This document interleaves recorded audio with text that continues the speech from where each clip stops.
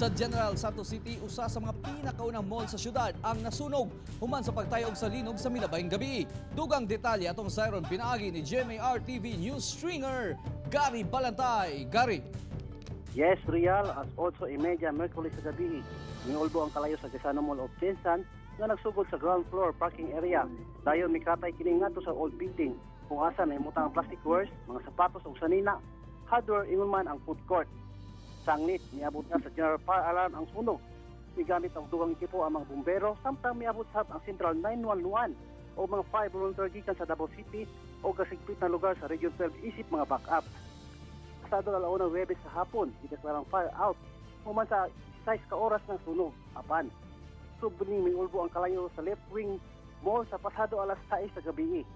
Busa, balik sab ang mga kamugurihan sa pagpakang sa kalayo. Hantod subli kining gideklarang fire out pag alas 10:30 sa gabi.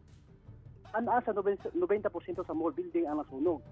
Diin mukabad sa kapin 2 billion pesos ang danyos. Mitabag sab ang LGU Gensan sa paghiluna sa apektadong 2,000 ka mga empleyado sa maong mall para makabalhin sila og laing trabaho pinaagi sa pagpahigayon og job fair. Mao kana ang latest gikan dinhi sa General Santos City. Ako si Gary Balantay para sa One Mindanao.